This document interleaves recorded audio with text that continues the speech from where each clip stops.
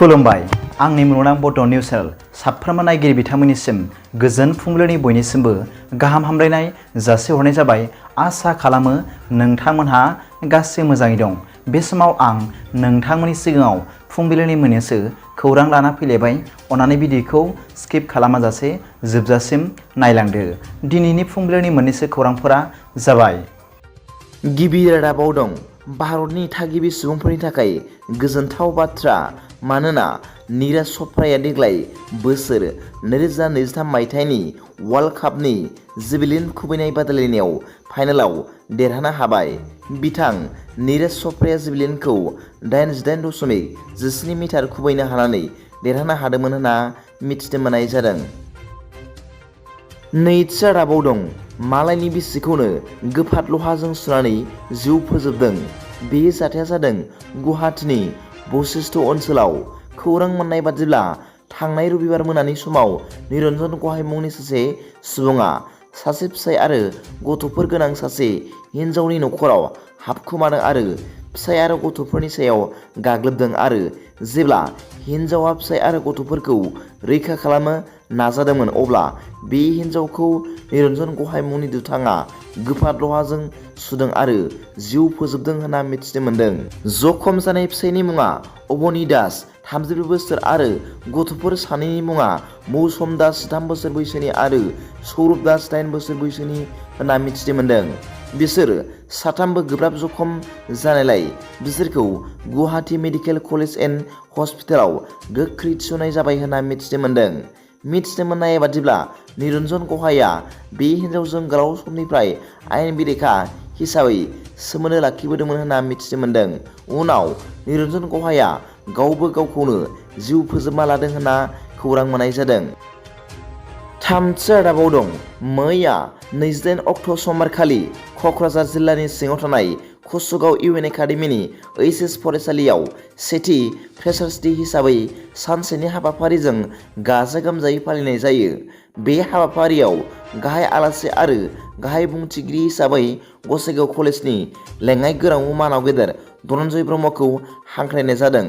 बिथां मानाव गेदेर धनन्जय ब्रह्मआ फरायसाफोरनि सिगाङाव आथिखाल आरो इयुनाव गावखौ गोजोरै गायसननो थाखाय सासे फरायसाया माबोरै सोलिनांगौ बेनि सायाव गुवारै बिजिरनानै फोरमायदों। बिथाङा गावनि बिबुंथियाव गोबां बेसेन गोसा बिबुंथि लाखिनानै फरायसाफोरनो थुलुंगाखां बोसोनफोर होदों आरो फरायसाफ्राबो गोसो होसारनानै खोनासंदों। मख'नो गोनांदि बे सानसेनि मेहेर गोनां हाबाफारियावनो लेङाइ गाहाय आलासि हिसाबै हांख्राय हरजादों गसाइगाव बर' थुनलाइ आफादनि गाहाय नेहाथारि मानाव गेदेर सहेन्द्रनाथ ब्रह्म बिथाङाबो गावनि बेसेन गोसा बिबुंथियाव फरायसाफोरनो गोबां थुलुंगाखां बोसोनफोर होलांदों।